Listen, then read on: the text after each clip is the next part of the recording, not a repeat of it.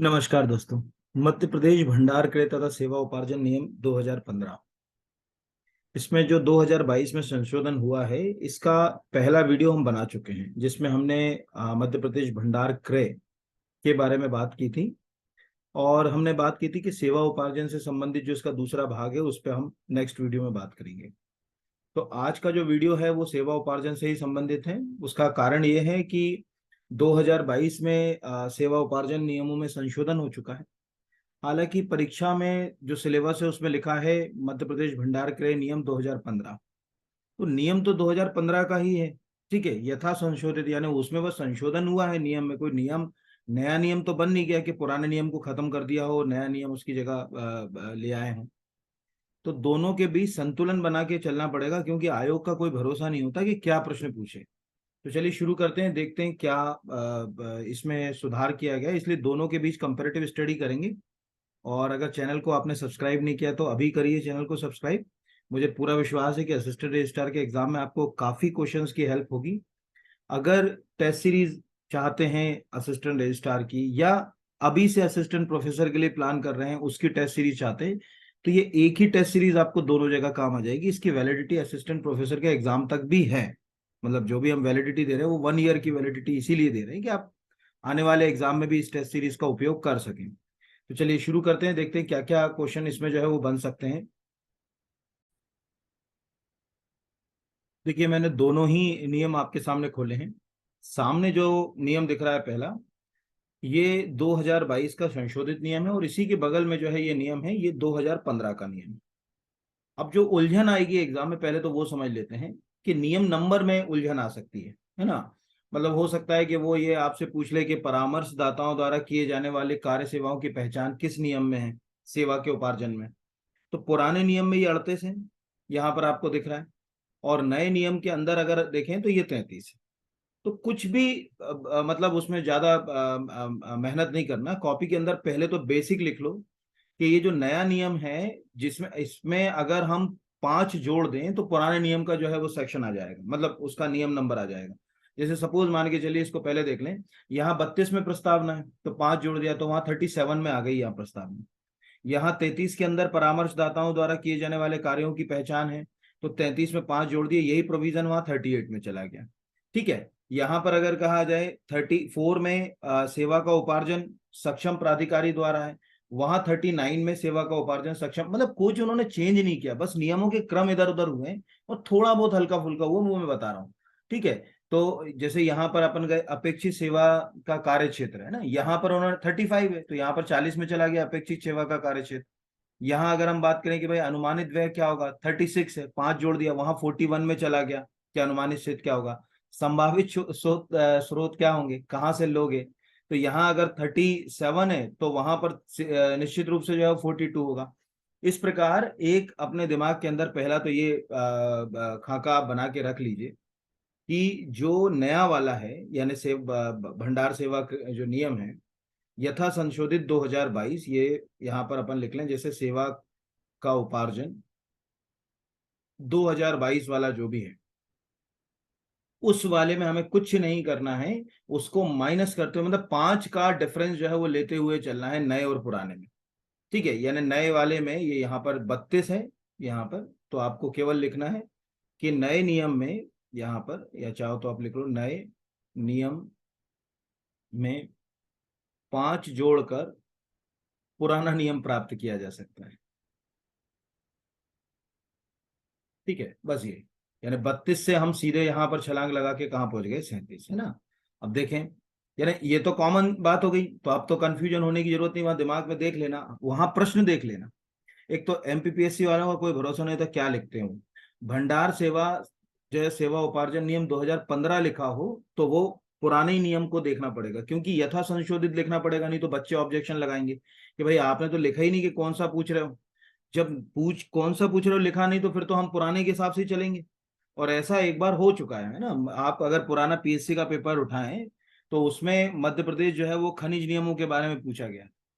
ठीक है, तो उसमें कहीं नहीं लिखा था कि नया के पुराना, तो फिर अंततः वो क्वेश्चन जो है वो बोनस में गया यहाँ।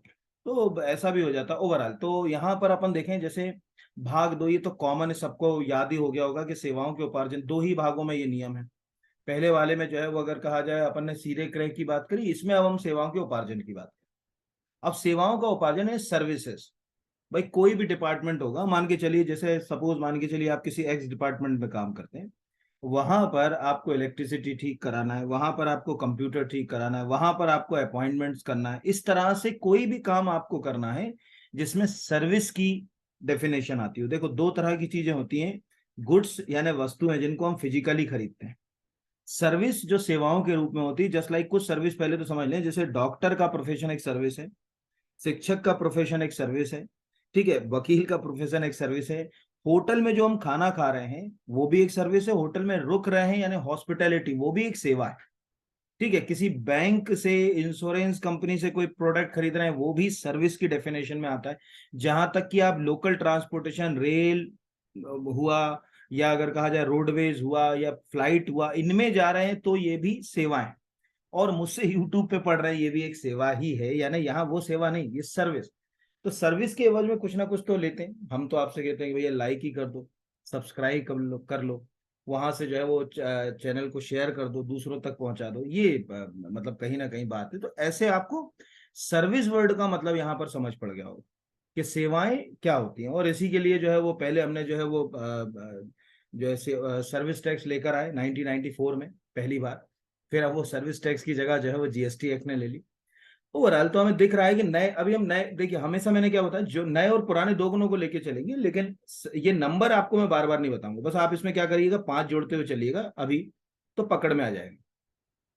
अब बोल रहा है कि विभाग किसी विशिष्ट कार्य जिसके लिए वस्तु और कार्य को पूर्ण करने की समय सीमा परिभाषित हो, कि भाई इतने समय में अपने को टाइम टाइम बाउंडेड ये करना है, ठीक है, किसी ऑफिस में ये सिस्टम लगवाना है, किसी ऑफिस में कंप्यूटर लगवाना है, या कुछ भी कोई जो है वो रिक्रूटमेंट करना है, तो हम कहाँ से सेवाएं लेंगे। तो उसमें तीन उनने जो है वो बताई बातें, या तो हम एक्सटर्नल प्रोफेशनल्स को हायर करेंगे, या किसी कंसल्टेंसी फर्म से हम बात करेंगे। यहाँ पर अगर कहा जाए कि कोई भी कंसल्टेंसी फर्म है या ना परामर्शदाता जो फर्म है उससे बात करेंगे, या किसी कंसल्टेंट से बात करेंगे कि भाई जो है, जैसे आप मुझे मान लो कि यार मैं, आप मुझे बोलते ना कि सर इसका क्या आंसर होगा, इसको कैसे किया जाएगा, तो आप थोड़ी देर के लिए मान लो कि मैं आपका कंसल्टेंट हो गया कि अच्छा इसको ऐसे करो तो इससे ये चीज हो जाएगी। तो ये परामर्शदाता, ठीक है। और ये परामर्शदाताओं को ही उसने बाद में कहा कि ये एक अगर आ जाएगा तो परामर्शदाता कहलाने लगेगा, यानी उसने तीन बातें बताई। और यही तीन बातें अगर आप ध्यान से देखोगे, देखिए सेम के सेम क्लिक हो गया, ये 2015 वाला है, इसमें भी वहां पेशावर, ठीक है, पेशेवर, परामर्शदाता फर्म और परामर्शदाताओं जिन्हें इसके बाद परामर्शदाता कहा जाएगा से सेवाएं प्राप्त की जाएंगी। तो हमें ये समझ पड़ा कि वो तीन जगहों से ले रहे हैं। और इसके अलावा अगर कहा जाए, वो नीचे लिख रहे कि अगर हमको कोई और सेवा चाहिए जो हमारे पास नहीं, तो हम कहीं भी आउटसोर्सिंग, आउटसोर्सिंग का तो मतलब समझते होगे, कोई चीज हमारे पास नहीं है तो हम किसी दूसरे से ले लें, उसको आउटसोर्सिंग कहते हैं। सबसे देसी आउटसोर्सिंग ऐसे मान लो कि पहले के समय में क्या होता था गांव में, अब तो खैर हम बहुत तकनीकी वाले जमाने पर आ गए, प्रकृति को हमने खा ही लिया पूरा। लोगों के घर क्या होता था कि किसी का निमंत्रण होता था, तो वो बर्तन जो होते थे अपने आजू बाजू वालों से ले लेते हैं। घर के आजू बाजू वाले जो है वो परिवार की महिलाओं को बोलते थे कि आज सुबह आप थोड़ा पूड़ी बिलवाने आ जाना, सब्जी बनवाने आ जाना, जस्ट लाइक आउटसोर्सिंग। वो एक प्रकार का, लेकिन वो एक बड़ा एक बेहतर सामाजिक बंधन था, जिससे हम प्रकृति का भी संरक्षण करते थे, क्योंकि हम उनके बर्तनों का, अब आजकल तो क्या वो प्लास्टिक वाली ट्रे आ गई, यूज एंड थ्रो, प्रकृति को भी नुकसान पहुंचाने। तो आउटसोर्स मतलब कहीं बाहर से किसी चीज को ले लेना, ठीक है। बहुत सारी आजकल तो देखा होगा प्राइवेट सेक्टर ऑलमोस्ट आउटसोर्स पे ही काम कर रहा है। एक सिंपल सा एग्जांपल बता देता हूँ इसमें, किसी डिपार्टमेंट के अंदर, ठीक है, आप मान के चलिए सहायक कुल सचिव के पद पे नियुक्त हो गए। अब डिपार्टमेंट ने आपको जो है वो कार की फैसिलिटी दे दी। अब डिपार्टमेंट के पास खुद की गाड़ी तो नहीं है, तो फिर डिपार्टमेंट ने क्या करा, एक नोटिस निकाला कि भाई एक हमको गाड़ी की आवश्यकता है ड्राइवर के साथ, जिसके लिए प्रति माह जो है वो 15,000 रुपये दिया जाएगा, जिसमें गाड़ी मालिक का ही जो है वो अगर कहा जाए मेंटेनेंस होगा, बाकी जो है वो जो भी शर्त है उसमें डाल दी। तो गाड़ी मालिक ने अपनी गाड़ी आपके यहाँ, मतलब जो भी कॉन्ट्रैक्ट हुआ उसके तहत गाड़ी आपके यहाँ लगा दी, और वो गाड़ी का ड्राइवर आपके साथ जुड़ गया, आपको लाने ले जाने लगा, आपका काम करने लगा। ये हो गई आउटसोर्स की। तो आउटसोर्स की परिभाषा बहुत विस्तृत है। ओवरऑल हमें यहाँ दिख रहा है कि परामर्शदाता फर्म, बहा पेशेवरों और परामर्शदाता, इन तीन से लेंगे या फिर इसके अलावा। अब सीधी सी बात है, 33 यानी वहां क्या हो गया, 33 में 5 जोड़ दिया तो वहां 38 हो गया। परामर्शदाता द्वारा किए जाने वाले कार्य एवं सेवा की पहचान।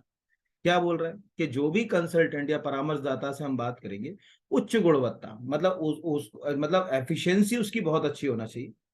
ठीक है, यहां पर परामर्शदाताओं को उच्च गुणवत्ताओं की सेवा जिसके लिए विभाग के पास अपेक्षित विशेषज्ञ नहीं है नियुक्त किया जा सके। भाई हमारे डिपार्टमेंट में सिंपल सी लॉजिक है कि हमारे डिपार्टमेंट में कंप्यूटर लगे हैं 10, और हमें ये लग रहा है कि यार साइबर थ्रेट, अभी इसको ऐसे समझ लीजिए, कुछ दिन पहले आपने एमपी इलेक्ट्रिसिटी डिपार्टमेंट में देखा होगा, एक साइबर थ्रेट था, उनके डाटा को जो है वो किसी ने जो है वो हैक कर लिया था। ऐसी स्थिति में उनके सामने प्रश्न खड़ा हुआ होगा कि हमारे पास अपेक्षित विशेषज्ञ नहीं है कि हम जो है वो हैकिंग को रोक सकें, हमें इथिकल हैकर्स की जरूरत है। तो अब या तो सरकार से वो कहें कि भैया इथिकल हैकर्स के लिए आप जो है वो पीएससी से कहकर कंप्यूटर इंजीनियर की भर्ती कराओ, वो एक लंबी और जटिल प्रक्रिया है, उतनी देर में तो हैकर उनका काम ही तमाम कर देगा सब। तो उन्होंने क्या करा, आउटसोर्सिंग पर उसको ले लिया। मतलब एक एग्जाम्पल बता रहा हूं। तो अगर हमारे पास अपेक्षित विशेषज्ञ नहीं है तो हम आउटसोर्सिंग से विशेषज्ञों को या गुणवत्ता वाले परामर्शदाताओं को ले सकते हैं। यही के ही लाइन 2015 वाले में भी है, कोई उन्होंने बदला नहीं है नियमों को। आप सोचते हैं कि क्या नियम पूरे बदला जाएंगे? यार 10-5% चेंजेस होते हैं नियमों में, पूरा नियम तो कोई भी नहीं बदल सकता। वही लिखा है, परामर्शदाताओं को उच्च गुणवत्ताओं की सेवा जिसके लिए विभाग के पास अपेक्षित विशेषज्ञता नहीं है के लिए नियुक्त किया जा सकेगा। परामर्शदाताओं की नियुक्ति करने से पहले सक्षम प्राधिकारी का अनुमोदन प्राप्त करना पड़ेगा। हाँ, अब प्रश्न कैसे बनते हो सकता है कि उच्च जो है वो अगर कहा जाए उच्च गुणवत्ता वाली सेवाओं के लिए किस तरह से परामर्शदाताओं को नियुक्त किया जाएगा। पहला, कि विभागों के पास विशेषज्ञों की कमी हो। दूसरा, विभाग के पास स्टाफ की कमी हो। तीसरा, विभाग के पास फंड की कमी हो। चौथा, विभाग के पास अपेक्षित विशेषज्ञ नहीं है। ठीक है, इनमें से कौन सा सही है? तो अपेक्षित, मतलब समझ सकते हैं अपन कि कैसे क्वेश्चन जो है वो बनाएगा। फिर तीसरा, ये यहां से पहुंचे 34 पे, अब ये 34 से वहां क्या पहुंच गया, 39 पर पहुंच गया। क्या लिखा हुआ है, सेवा का उपार्जन हेतु, ठीक है, यहाँ पर जो यानी सर्विस एक्वायर करोगे आप, स्वीकृत प्रदान करने वाले अधिकारी राज्य शासन द्वारा किए गए वित्तीय अधिकारों के प्रत्यायोजन के अनुसार अथवा सामान्य या विशिष्ट आदेश के अधिकृत प्राधिकारियों, जो भी उनको फाइनेंशियल कहा गया कि भाई इतने का कर सकते हो, ये तरीके से कर सकते हो, ये सरकार तय करेगी। तो ये 34 में तो आपको केवल और केवल अगर प्रश्न पूछेगा तो क्या पूछेगा, मध्य प्रदेश भंडार क्रय एवं सेवा उपार्जन नियम के तहत सेवा उपार्जन हेतु सक्षम प्राधिकारी का प्रावधान किस नियम में? तो नए नियम में 34, पुराने में 5 जोड़ देना, 39 आ जाएगा। कोई उसमें हालाना डुलाना नहीं है, कोई चेंजेस जो है वो नहीं करना। सेवा उपार्जन हेतु सक्षम प्राधिकारी, बेसिक सा हो गया है ना। अगले पे आते हैं। अगला कहता है अपेक्षित सेवा का कार्य क्षेत्र। अपेक्षित सेवा का कार्य है ना। अब ये भी मैं वो क्या बोल रहा हूँ आपको, बहुत ज्यादा कॉम्प्लिकेटेड नहीं पूछेगा। जो अंदर के जो बाल की खाल वाले दो चार ही सेक्शन है वो मैं अभी आपको बता दूंगा, है ना। क्या लिखा है, विभाग द्वारा साधारण और स्पष्ट भाषा में सौंपे जाने वाले कार्य उद्देश्य, कि भैया ये काम करना है, हमको इस तरह से ये फलाने रिसोर्सेज की आवश्यकता है, हमारे सिस्टम हैक हो गए हैं, हमको जो है वो एक ड्राइवर और एक गाड़ी की जरूरत है।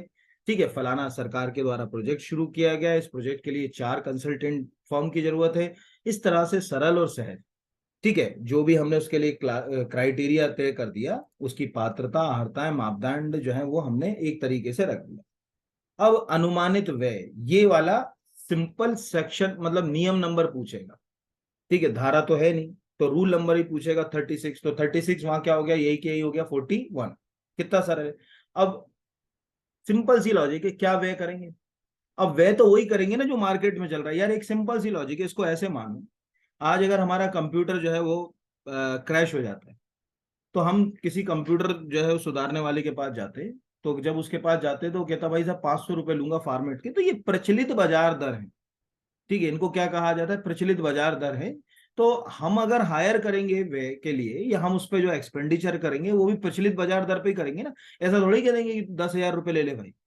ठीक है, तो यहाँ पर वो जो लिखा है ना कि विभाग द्वारा परामर्शदाताओं को नियुक्ति करने से पूर्व इसमें होने वाले व्यय का आकलन प्रचलित बाजार दरों पर।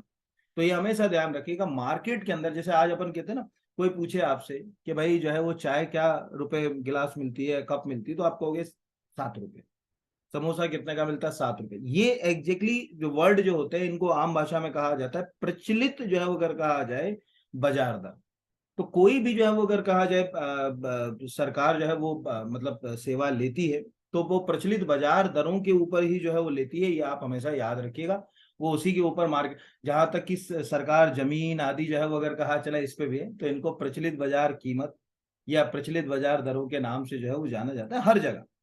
तो ये कैसे आप आ गया यहाँ पर अगर कहा जाए, आपसे यही पूछ लिया कि भाई अनुमानित व्यय के लिए जो पैसा का व्यय का आकलन कैसे किया जाएगा, सरकार के द्वारा बनाए गए नियमों के अनुसार। ठीक है, यहाँ पर किसी फर्म के द्वारा दिए गए जो है वो अगर कहा जाए कोटेशन के आधार पर, ठीक है, या जो है वो प्रचलित बाजार दर के आधार पर। तो इस तरह से हम आसानी से जो है वो एक सेकंड में पहुंच गए कि हाँ नहीं भाई इसके तहत तो जो है वो अगर कहा जाए प्रचलित बाजार दर जो है वो कहलाएगा। आज हमारा जीडीपी जीएनपी भी प्रचलित बाजार दर के ऊपर जो है वो काम, ठीक है। प्रचलित बाजार दरों से सबसे ज्यादा क्या होता है कि जो सर्विस दे रहा है उसके बीच कंपटीशन का, हेल्दी कंपटीशन का जो है वो जन्म होता है। ये हमेशा अपने को याद रखना चाहिए, हेल्दी कंपटीशन, क्योंकि मार्केट में उसी कीमत के ऊपर कई लोग हमको मिलते हैं और उसमें से हम किसी एक को चुन लेते हैं। तो ये तो सिंपल वर्ड आ गया। यानी आपसे कुछ अगर पूछेगा तो जो इकोनॉमिक्स वाले बच्चे होंगे जिनने कभी इकोनॉमिक्स पढ़ा होगा, वो तो बहुत ही कॉमन वे में जो है वो प्रचलित बाजार दर के बारे में जो है वो, और प्रचलित जो है वो मूल्यों के बारे में जो है वो जानते होंगे कि क्या प्रचलित मूल्य होते हैं। वो मुझे बताने की बिल्कुल भी जरूरत नहीं है ना। यानी कीमतें संतुलित हो, अधिक नहीं हो, यहाँ पर अगर कहा जाए बस यही जो है वो कहलाता है।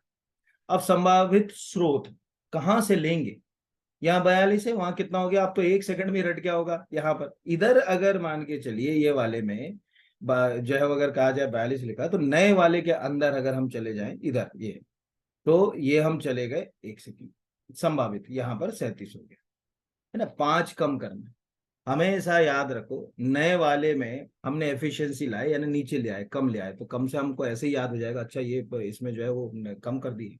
तो 37 जो यहाँ 37 में पुराने वाले में, वहां कहाँ है 42 में, लिखा तो वही के वही, कुछ जो है तो है नहीं। अब संभावित स्रोतों की पहचान कैसे करेंगे, ये भी बड़ा नहीं भाई, हम कहाँ से कलेक्ट करेंगे रिसोर्स। मतलब जैसे कहा ना, अभी क्या बोला था कि यार हमको एक ड्राइवर और गाड़ी की जरूरत है, हमको एक कंप्यूटर सुधारने वाले की जरूरत है, थोड़ा दो एग्जाम्पल से मतलब ये है। कहाँ से लेंगे, तो पहले तो उन्होंने ये कह दिया कि सेवा और कार्य का अनुमानित मूल्य एक वर्ष में 5 लाख रुपए तक अगर है कहीं, तो ऑलरेडी अगर इस तरह की सेवाएं किसी डिपार्टमेंट, किसी इंडस्ट्री, ठीक है, के द्वारा उपयोग में लाई जा रही है, जैसे लिखा हुआ ना कि ऑलरेडी अगर मान के चलिए, जैसे कैसे समझ लिया कि भाई आपको मान के चलिए साल भर के लिए कोई कंप्यूटर सुधारने वाले की जरूरत है। अब आपका अनुमानित खर्चा लग रहा है कि यार 4 लाख में काम हो जाएगा, तो आप क्या करोगे, किसी दूसरे विभाग से पूछोगे यार तुम्हारे पास कोई है, बताओ लिस्ट बताओ तुम्हारे पास किससे करा रहे हो आउटसोर्सिंग में, कौन कौन। किसी वाणिज्य कमर्शियल, ठीक है, या अगर कहा जाए उद्योग संघ, कोई जो है वो अगर कहा जाए यहाँ पर परामर्शदाता फर्म एसोसिएशन आदि, जो ऑलरेडी अगर कहा जाए किसी इसी तरह के कार्य में किसी विभाग के साथ जुड़ी हुई, उससे अगर हम क्या करेंगे, दो तरह से बात करेंगे। एक फॉर्मल कम्युनिकेशन करेंगे, यानी हम पूरा बकायदा पत्र व्यवहार करेंगे, उसको लेटर लिखेगा डिपार्टमेंट कि भाई आप बताओ क्या आप हमारे साथ कर सकते हो, या आप किससे ले रहे हो, उसको आप कितना पे कर रहे हो। ये हो गया फॉर्मल यानी औपचारिक। अनौपचारिक सीधे फोन लगा लिया, यार बताओ वो तुम कैसे करते हो, मतलब क्या कहते हैं कि उस कंपनी को कैसे दे रहे हो, या तुम्हारी कंपनी में कौन दे रहा है, कंप्यूटर किससे करा रहे हो, कौन सा ड्राइवर लगाए, कैसे गाड़ियां जो है वो हायर कर रहे हो। सिंपल वे में अगर कहा, तो अनौपचारिक मतलब कि जिसका सरकारी आंकड़ों में कहीं कोई जिक्र नहीं होगा, टेलीफोनिक कन्वर्सेशन हो गया, आमने सामने जो है वो वन बाय वन जो है वो टॉक हो गया। इस तरह से फॉर्मल और इनफॉर्मल हमने क्या करा, पूछताछ करी, और उससे जो है वो अगर कहा जाए एक लिस्ट बना ली कि साहब ये, तो आप खुद मान लो कि आप असिस्टेंट रजिस्ट्रार थोड़ी देर के लिए ना बनोगे तो सभी। अब असिस्टेंट रजिस्ट्रार बनने के बाद आपको लगा कि यार हमको डिपार्टमेंटल, ठीक है, कोई सर्विस जो है वो लेना है। जैसे मान के चलिए हमको सर्विस कैसे लेना है कि ऑनलाइन मोड के ऊपर जो है वो सॉफ्टवेयर डेवलप कराना है बच्चों की, ऑनलाइन अगर कहा जाए परीक्षा के लिए। तो हमने क्या करा कि हमें लगा कि इसकी कॉस्ट आ रही है 4 लाख, है ना, 5 लाख तक जा सकते हैं अपन, तो 5 ही लाख मान लो। तो दूसरी यूनिवर्सिटी वाले से संपर्क कर लिया, दूसरे विभाग वाले से संपर्क कर लिया, भाई तुम किससे ले रहे हो, क्या ले रहे हो, एक लिस्ट बना लिया आपने, ठीक है, ये 10 फॉर्म की एक लिस्ट बना ली। और फिर उसको जो है वो अपने ऊपर जो है वो कुल सचिव महोदय को सौंप दिया कि साहब ये जो है वो है, और इनमें से जो भी अपने को बेस्ट वन लगता है इससे अपन आगे काम कर सकते। तो संभावित स्रोत स्रोत में कुछ भी नहीं, 5 लाख तक ये आप खुद कर सकते हो, लेकिन 5 लाख के ऊपर तो फिर जो है वो आपको प्रयास बड़े करना पड़ेगा यार, यहाँ आपकी पावर खत्म हो रही। अब 5 लाख से अधिक, 5 लाख से अधिक है, 5 लाख या उससे अधिक नहीं है, ये सबसे ज्यादा क्लैश होते हैं एग्जाम में। 5 लाख या उससे अधिक, 5 लाख से अधिक, यानी 5 लाख से अधिक लिखा है, इसका मतलब है 5 लाख इसके अंदर नहीं आएगा, इसके अंदर 5 लाख 1 रुपया से कहानी आएगी, और इसके अंदर 5 लाख तक आएगा। ठीक है, यहाँ तो 5 लाख से अधिक अगर कोई सेवा कार्य आदि उसका जो है वो अगर मूल्य है कि भाई इसमें इतना जो है लगेगा काम पैसा, तो हम क्या करेंगे कि किसी नेशनल लेवल के, कम से कम एक नेशनल लेवल के वहां भी था, याद करो ऊपर भी जब हम जो है वो भंडार क्रय का पहला पार्ट पढ़ रहे थे, तब भी हमने एक राष्ट्रीय समाचार पत्र, दो अगर कहा जाए राज्य स्तरीय समाचार पत्र, और जेम। अब पुराने वाले में ये सब तो वही होगा लेकिन जेम नहीं होगा। ठीक है, देखिए अब अगर आप इसको संभावित पे जाओगे ना, तो आपको पांच वही के वही है, जहां कार्य सेवा अनुमानित 5 लाख रुपए तक हो, तो दूसरे विभाग से संपर्क कर लिया, जो तुम लोग करोगे अलग अलग तरह से, यूनिवर्सिटीज से, डिपार्टमेंट से, कि भैया तुम कहाँ से ले रहे हो। फिर उसके ऊपर क्या लिखा हुआ है, 5 लाख से ऊपर में राष्ट्रीय, एक कम से कम एक, दो राज्य स्तरीय। अब आप कहोगे कि यहाँ जेम क्यों नहीं और यहाँ जेम क्यों नहीं, तो याद करो मैंने आपको यही बताया था कि जेम पोर्टल जो है वो सरकार के द्वारा बाद में लाया गया। ठीक है, जब प्रधानमंत्री नरेंद्र मोदी जी जो है वो प्रधानमंत्री बने, तो उनको लगा कि हमारे को गवर्नमेंट ई मार्केट प्लेस पे जाना है, तब उन्होंने जो है वो अगर कहा जाए 9 अगस्त 2016 को जेम पोर्टल जो है वो खड़ा कराया। इसलिए मैंने एक फाइल खोली यहाँ पर आपके लिए, देखिए जब 2015 का ये नियम बना था ना, देखिए ध्यान से, ये 2015 का नियम है, तो 2015 के नियम के बाद चूंकि 2016 में आ गया था जेम पोर्टल, तो उन्होंने क्या करा, 2017 में अपडेट करा, और हर विभाग को जो है वो अगर कहा जाए ये पत्राचार करा, और उसमें क्या लिख दिया है कि भाई शासकीय विभाग द्वारा भारत सरकार के डीजीएसडीजी के जेम पोर्टल से अनारक्षित सामग्री और सेवा के संबंध में मार्गदर्शन। तो उन्होंने लिख दिया कि भैया ये जो 9, 10, 11 में जो भी प्रावधान है उसमें अब आप जेम शब्द का प्रयोग भी करो, कि अब हम जो है वो जेम, पहले वाले में तो नहीं था। यानी अगर हम जाएं नियम 8 देखें, जैसे तुम्हें क्यों दिखाना चाह रहा हूँ, ये मैं चला गया पुराना 2015, अब 2015 का ये मैं चला गया नियम 8, जिससे आपको समझ पड़ेगी क्या है। अब नियम 8 में क्या लिख रहा है, अनारक्षित सामग्री का क्रय नियम 9, 10, 11, और इसमें क्या लिखा है, केवल DGS&D या मध्य प्रदेश लघु उद्योग निगम, ये लेकिन कब की कंडीशन बता रहा है, 2015 की कंडीशन बता रहा है ना। 2016 में हमने जेम पोर्टल इंट्रोड्यूस कर लिया, अब जेम पोर्टल इंट्रोड्यूस किया तो इसमें सुधार करना पड़ा, तो 2017 में उन्होंने, ठीक है 16 के, जब 16 में होगा तो 17 में होगा ना, 17 में हमने क्या करा, अप्रैल में एक ये पत्राचार के द्वारा कह दिया है कि भैया अब ये जो नियम 8 है उसका स्पष्टीकरण समझ लो, अब DGS&D के साथ आप जैम शब्द का प्रयोग भी करो, है ना, अब खाली खाली काम नहीं चलेगा, अब जैम।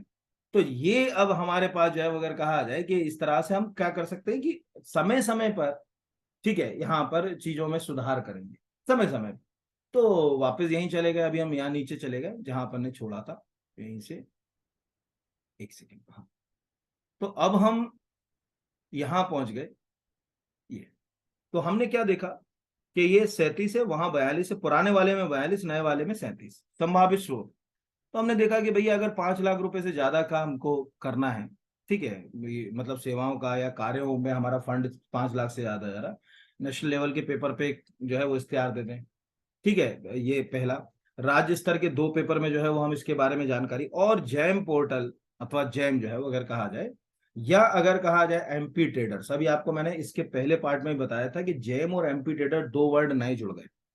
तो जैम और एमपी ट्रेडर्स परामर्शदाताओं की रुचि की अभिव्यक्ति के लिए आमंत्रित करने के लिए विज्ञापन दिया जाएगा। ठीक है, यानी यहाँ पर अगर कहा जाए कि भैया जो भी आना चाह रहा है वो आए, ये है, और ये हमारा मतलब अगर कहा जाए कि इसमें आप आ जाइए, आपको अगर देना हो तो मतलब अपने हिसाब से जो है वो यहाँ पर। ठीक है, तो यहाँ पर रुचि की अभिव्यक्ति यानी एक्सप्रेशन ऑफ इंटरेस्ट कहा जाता है। ठीक है, कोई भी व्यक्ति, ईओआई का फुल, ये हमेशा इस तरह की चीजें आप याद रखिए, मतलब पता चले ईओआई का मतलब ही आ जाए कभी जो है वो, इसको बोलते हैं एक्सप्रेशन ऑफ इंटरेस्ट। कितना यार, मेरा इंटरेस्ट है, मैं भी चलूंगा, जैसे आप ये वीडियो देख रहे हैं, हाँ मेरा इंटरेस्ट है क्योंकि मुझे एग्जाम दे रहा है तो मैं भी आऊंगा।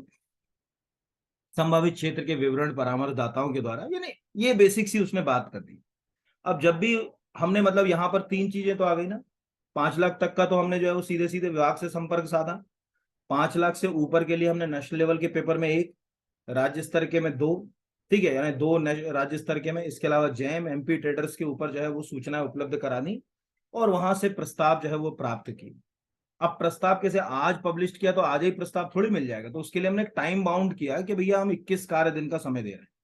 ये यहां भी जवाब दोगे, पूरा वही के वही है, आप कुछ इसमें चेंज नहीं कर सकते, पूरा नियम, एक लाइन भी उनने इधर से उधर कट पेस्ट नहीं करी, पूरा वही के वही कॉपी टी पे, बस जेम एमपी टेट, जो चीज नहीं आई वो तो नहीं आएगी ना, अभी थी नहीं पहले, तो क्या करोगे आप यहाँ पर, ठीक है। तो ये तो वही के वही हो गया, तो 21 दिन का हमने समय दिया। तो अब प्रश्न क्या बना लिया उसने कि मध्य प्रदेश भंडार सेवा एवं सेवा उपार्जन नियम 42 के तहत, या अगर कहा जाए नए वाले के अंदर चले गए तो 37 के तहत, संभावित स्रोतों की पहचान के लिए राष्ट्रीय स्तर के समाचार पत्रों में विज्ञापन के लिए कम से कम कितने दिन का समय मिले, ठीक है। यहां पर अगर कहा जाए प्रकाशन से 21 दिन का, तो बोल देगा 5 दिन, 15 दिन, 21 दिन, 30 दिन, ऐसे आपको दे देगा, है ना।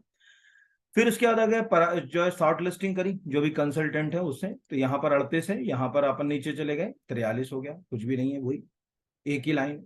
अब शॉर्ट लिस्टिंग जो भी परामर्शदाता है उनको हमने देखा जो हमारे क्राइटेरिया में आ रहे हैं, अभी हमारे कोई काम का थोड़ी, हमको थोड़ी जो है वो अगर कहा जाए अभी कोई टेंडर जारी करना, जो भी हमारे क्राइटेरिया में आ रहा है उसके लिए क्राइटेरिया उन्होंने तय किया होगा, विज्ञापन में सब चीजें तय होंगी ना। अब आप कहोगे क्या क्या लिखा होगा, मैं कैसे बताऊंगा, जब वो विज्ञापन जारी करेंगे तब उसमें बताएंगे ना कि भाई इतनी अनुमानित है, इतने दिन चाहिए, इतना पैसा दे पाएंगे, जो भी इंटरेस्टेड हो आ जाओ। तो इस तरह से हमने यहाँ पर लिया। अब जब हम छटनी करेंगे, अब सोचो मान के चलो हमने एक ही आदमी को ले लिया, ठीक है, कि एक ये जो है वो हमारे काम के लिए यही फिट बैठ रहा, अब वो एंड टाइम पे मुकर गया, साहब मैं तो नहीं कर रहा, मेरे पास तो साहब और दूसरे काम आ गए, क्या करूं साहब, आप तो मेरा लाइसेंस कैंसिल कर दो, मेरा पैसा जब्त कर लो, तब क्या करोगे। इसीलिए उन्होंने क्या करा कि आप कम से कम जो है वो अगर कहा जाए परामर्शदाताओं की कम से कम 3 जो है वो, कि अगर एक आध गायब भी हो जाए तो हम दूसरे से करा लें, या कोई परिस्थिति हो तो हम तीनों को कुछ ना कुछ दे दें, ये अपने ऊपर है। तो ये 3 से कम नहीं होगी, वहां भी था, इसमें तो कुछ है ही नहीं। फिर विषय वस्तु कैसी होगी, मतलब जब आप जो है वो अगर कहा जाए उसमें क्या क्या चीजें, टर्म ऑफ रेफरेंस में क्या क्या शामिल करोगे। तो विषय वस्तु में दो चीजें हैं, पहले दो तरह के क्वेश्चन आ सकते हैं, एक तो नियम पूछ सकता है, तो नए में आपने दिमाग लगा लिया 39, पुराने में आपने कह दिया सब 44 नंबर में ये जो है वो प्रोविजन डाला हुआ है। फिर दूसरा ये भी पूछ सकता है कि क्या क्या होगा, हर एक काम जब आप अपनी जिंदगी में करते हो, सहायक कुल सचिव बनना, उद्देश्य का विवरण, सहायक कुल सचिव की जो है वो अगर कहा जाए परीक्षा में चयनित होना 25 जून को, किए जाने वाले कार्य की रूपरेखा, प्रतिदिन 6 घंटे का अध्ययन करूंगा, हर एक विषय के लिए आधे घंटे की ड्राफ्ट करूंगा, अगर एक साथ एक दिन में एक पूरा पेपर पढ़ोगे, यूनिट पूरी करोगे, एग्जाम हॉल में परेशान हो जाओगे, रोज आधे आधे घंटे के स्लॉट बना लो, ठीक है, 5 घंटे के 10 स्लॉट बना लो, जैसे 1 घंटे में 2 पेपर, यानी first unit, second unit, third unit, fourth, ये 5 घंटे के स्लॉट हो गए सेकंड पेपर के लिए। अगले जो है वो अगर कहा जाए 1 से 2 घंटे के स्लॉट बनाओ फर्स्ट पेपर के लिए, दोनों में संतुलन, क्वालिफाई तो करना ही पड़ेगा। तो हमें मतलब ऐसे कर सकते हो। कार्य पूरा करने की समय सारणी, ठीक है, मतलब वो तो समय सारणी में क्या बताऊं, 20 जून तक मुझे किसी भी स्थिति में जो है वो पूरा सिलेबस खत्म करना है, अगले 5 दिन में मुझे रिवीजन करना है, ठीक है।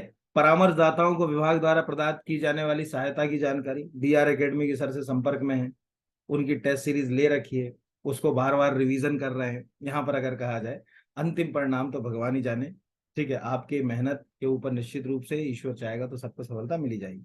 सिंपल सा लॉजिक है, हर जगह यही एक कंसेप्ट होता है, पहले उद्देश्य आते हैं, फिर रूपरेखा आती है, फिर टाइम आता है कि कैसे में क्या क्या होगा, ठीक है, क्या क्या चीजें लेंगे, और फिर फाइनली अगर कहा जाए तो इस तरह से फिर हमने क्या करा, ये पूरी एक प्रक्रिया अपनाई। अब प्रस्ताव भेजा, यहां पर अगर कहा जाए ये तो हो गई बेसिक। तो प्रस्ताव के लिए अनुरोध, ठीक है, RFP तैयार करना और जारी करना, यहाँ 40 में, वहां कहा होगा, तो ऐसे ही याद हो गया होगा, अब तो कोई पूछ ले मुझसे 45 एक सेकंड में बता दूंगा। तो यहाँ 40 में, वहां 45 में, पुराने वाले में।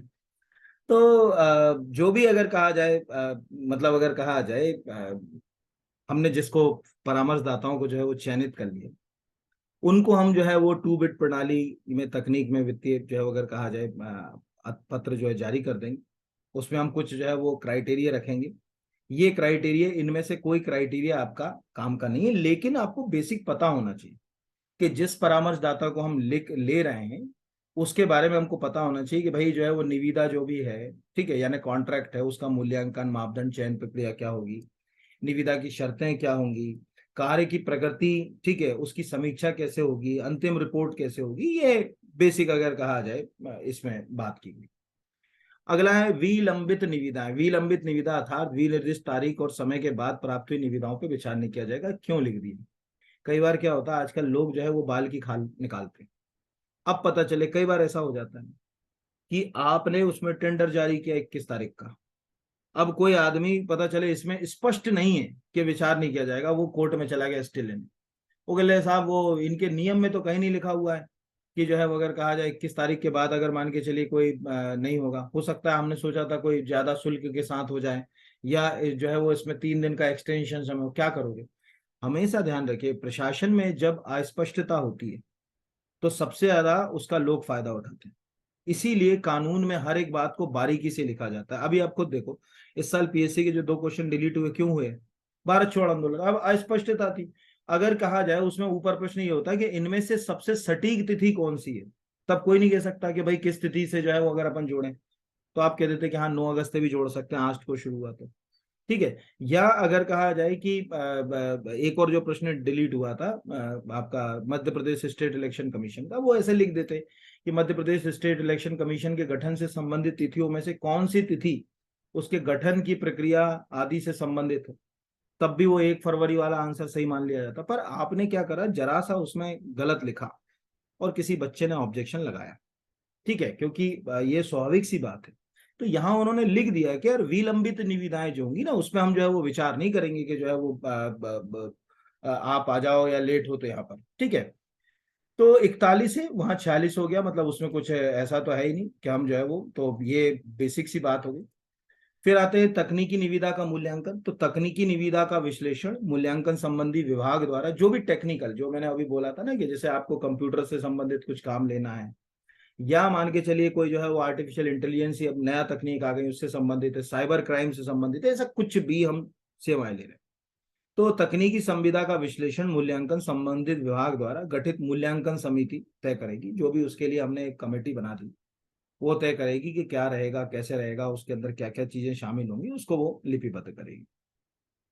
तो ये तो एक बेसिक सी बात है। तकनीकी रूप से आहार प्राप्त निविदाकर्ताओं को वित्तीय प्रस्ताव का मूल्यांकन, ये भी हमारे लिए बहुत ज्यादा काम का नहीं है। इसमें हमारे लिए जो है वो कैसे, मतलब इसमें सिंपल सा लिखा हुआ है कि भाई जो भी हमारे लिए आ गया, जो हमारी शर्तों पे फिट बैठ गया, उसको जो है वो अगर कहा जाए हम चयन कर लेंगे। लिखा हुआ है ना कि खोले गए वित्तीय प्रस्ताव, ठीक है, RFP की शर्तों के अनुसार मूल्यांकन और विश्लेषण कर संबंधित विभाग द्वारा सफल निविदाकर्ता का चयन किया जाए। जो भी सफल होगा उसको जो है, but quality and cost based selection जो है वो अगर कहा जाए से जो है वो अपनाएंगे, ये एक इंपॉर्टेंट होता है। ये भी देखो क्या होता है ना, इसमें आपको एक फुल फॉर्म भी जो है वो याद रखना। जैसे QCBS का संबंध है, या आपसे पूछ लिया कि किस नियम में जो है वो quality and cost based selection का जो है वो प्रावधान है, तो ये एक सेकंड, सॉरी, एक मिनट रुकिए। अब ये यहाँ दो दो खुल गए गलती से, चलिए कोई दिक्कत की बात नहीं है ना। तो ये अपने को जो है वो यहाँ पर जो है समझ पड़ गया कि हाँ इसमें जो है वो क्वालिटी एंड कॉस्ट बेस्ड जो है वो अगर कहा जाए उसके बारे में जो है वो प्रावधान जो है वो किया गया है, ये अपने को जो है वो याद रखना चाहिए। तो 43 में बस ये इतना याद रखिए, बाकी ठीक है। 43 के सबसेक्शन अभी इतने हमारे लिए कोई काम के नहीं, मतलब बहुत ज्यादा अंदरूनी अगर पूछेगा तो कुछ नहीं पूछेगा। अब यहाँ पर आएगा मतलब ये जैसे लिखा ना 43 के अंदर क्या करा, नियमों में उन्होंने सबसेक्शन, ये सब नए हैं। अगर आप यहाँ पर जो है एक सेकंड होल्ड कीजिएगा, ये क्या दो स्क्रीन पे चला गया, मैं इसको एक ही पे ले आऊँ क्या, बार बार नहीं तो अलग अलग करना पड़ेगा।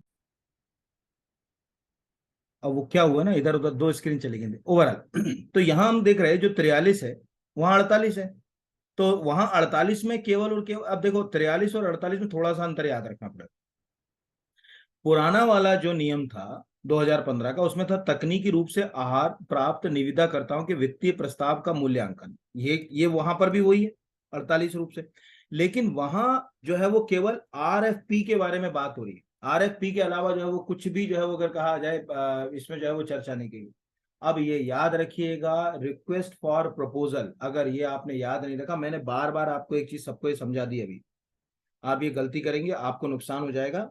अगर RFP, अगर QCBS, इनके फुल फॉर्म आपको याद नहीं है तो आपको नुकसान हो सकता है। तो यहाँ पर आपने क्या लिख दिया, मतलब ये है कि जो भी ये है यहाँ पर RFP का क्या मतलब दिया, रिक्वेस्ट फॉर प्रपोजल, ये फुल फॉर्म हो गया। इसका तो लिखा है quality and cost based selection. अब हमें दिख रहा है कि जो नया वाला नियम है 2022 का, उसमें 43 को कई और सब सेक्शंस में तोड़ दिया गया। जैसे 43(1) में quality and cost based selection, तो मुझे ऐसा विश्वास है अगर वो नए वाले से पूछेगा तो वो आपसे पूछेगा QC, भंडार क्रय उपार्जन एवं सेवा नियम 2000 यथा संशोधित 2022 के तहत QCBS का संबंध है quality and cost based selection, quality selection, quality and जो है वो customer based selection, quality and customise जो है वो अगर कहा जाए बाय सिलेक्शन, ऐसे कुछ भी बदल देंगे। तो ये याद रखना है कि जब हम quality and cost based selection की बात करते हैं, आजकल ये सब जो है वो बेसिक, जब भी हम कोई भी चीज खरीदते हैं तो उसमें गुणवत्ता की जो है वो बात करते हैं, है ना। ये हमेशा आप याद रखिएगा, गुणवत्ता के ऊपर ही जितना भी आजकल जो कंस्ट्रक्शन और ये सब चल रहा है, तो उसमें जो भी सबसे कम बोली लगाता है, सबसे कम जो है वो बोली लगाने वाला होता है, उसको L1 बोलते हैं। हमेशा ध्यान रखिए, कभी कोई पूछेगा कि सबसे जो है वो कम बोली लगाने वाले के लिए क्या वर्ड इस्तेमाल होता है, L1। लेकिन L1 वाले में भी हम ये बात तय करते हैं कि भैया जो सेवाओं की गुणवत्ता में क्वालिटी बेस्ड होना चाहिए, यानी quality and cost based selection, Hindi में इसको कई बार जो है वो बोलते हैं सेवाओं की गुणवत्ता सह क्या बोलते हैं इसको, क्या बोल सकते हैं, लागत आधारित चयन, है ना। तो सेवाओं की गुणवत्ता, ठीक है, या अगर कहा जाए कि गुणवत्ता से लागत आधारित चयन, पर इंग्लिश ही नाम याद रखो तो अच्छा। तो उसमें ये नया जोड़ दिया यहाँ पर अगर कहा जाए, है ना। तो ये एक मतलब मैंने आपको ये चीज बता दी कि जब भी आप जो है वो इसको इस्तेमाल करोगे तो इनमें आपको फुल फॉर्म अगर याद है, वेल गुड, ठीक है। यहाँ पर अगर कहा जाए जैसे विभाग चाहे तो बिना EOI जारी किए, EOI मतलब वही ऊपर बताया था ना, एक्सप्रेशन ऑफ इंटरेस्ट जारी किए RFP जो है वो जारी कर सकती है, यानी रिक्वेस्ट फॉर प्रपोजल। ठीक है, तो ऐसे इसको कॉपी के अंदर लिख लेना, RFP का मतलब होता है रिक्वेस्ट फॉर प्रपोजल होता है, ठीक है। EOI का जो है वो उसका मतलब होता है, ठीक है, एक्सप्रेशन ऑफ इंटरेस्ट। इस तरह से अपन जारी कर सकते हैं, ये अपने ऊपर निर्भर। अब सेवाओं के उपार्जन संबंधी निविदा में किसी निविदाकर्ता द्वारा कोई सेवा शुल्क नहीं दर्शाया गया है अथवा शून्य सेवा शुल्क दर्शाया गया है, तो जो है वो अगर कहा जाए उस निविदाकर्ता की निविदा को अमान्य किया जाएगा और उस पर विचार नहीं किया जाएगा। ये बिल्कुल वैसा है कि किसी सुनार के हम जाएं और वो कहें मेकिंग चार्ज 0% लेते हैं, तो वो आपको मूर्ख या गुमराह कर रहा है यार। सोने की कीमत अगर मान के चलिए 5,000 है, तो वो 5,000 रुपए में कैसे दे देगा आपको, खुद कुछ नहीं कमाएगा क्या। तो जो जितना मेकिंग चार्ज की बात करते हैं, हम 1% ले रहे हैं, हम आधा परसेंट ले रहे हैं, मूर्ख बना रहा है। अभी जैसे हमारे भोपाल में एक आनंद ज्वेलर है, उनका मेकिंग चार्ज संतुलित है। अभी मैं कुछ समय पहले उनके यहाँ गया था एक बार, 8-9%, वो स्पष्ट बोलते हैं कि भाई इतना हम मेकिंग चार्ज लेंगे, 8% या 9%, वो ठीक लगता है कि हाँ यार कम से कम चीज दे रहा है तो वो उसकी कॉस्ट को ले रहा है। अभी उसी की जगह मान के चलिए कहीं और चले जाओ, कहते साहब मैं आधा परसेंट लेता, मैं मेकिंग चार्ज ही नहीं लेता, मैं मेकिंग चार्ज लूंगा ही नहीं। तो ये यहाँ भी वही बात कह रहे हैं ना कि आप अगर किसी सेवा को दे रहे हो, जैसे मैंने ज्वेलरी बनाई तो बनाने में कॉस्ट तो लगी, तो अगर आप कहो कि मैं भाई कोई सेवा शुल्क नहीं ले रहा हूँ, सर्विस चार्ज नहीं ले रहा हूँ बनाने का, तो आप तो फिर गड़बड़ कर रहे हो, इसीलिए हम उस पर विचार ही नहीं करेंगे, कुछ ना कुछ तो गड़बड़ी है। तो ये चीज क्या हुई, ये अपने को क्या समझ पड़ा कि जो 43 है वो पुराने वाले में 48 है, बट 43 में उन्होंने बहुत सारे सुधार कर दिए जो पहले वाले में नहीं थे। पहले वाले में ये जो है वो सेवा शुल्क वाला कोई प्रोविजन नहीं था साहब, quality and cost based selection की जो है वो बात नहीं थी। इस बारे में जो है अगर कहा कर दिया, परामर्शदाता का मनोनयन, यहाँ पर अगर कैसे नॉमिनेशन करेंगे उसका, तो लोक हित के विषय परिस्थिति के अंतर्गत शासन 100% स्वामित्व के शासकीय निगम उपक्रम मंडल को परामर्शदाता के रूप में चयनित कर सकता है कि भैया जो जो भी अगर कहा जाए लोक हित में, पब्लिक वेलफेयर में उसको लग रहा है कि गवर्नमेंट का अगर कहा जाए शासन के 100% स्वामित्व, मतलब जिसमें गवर्नमेंट की शेयर होल्डिंग या गवर्नमेंट की होल्डिंग 100% हो, कोई निजी भागीदार नहीं हो वो।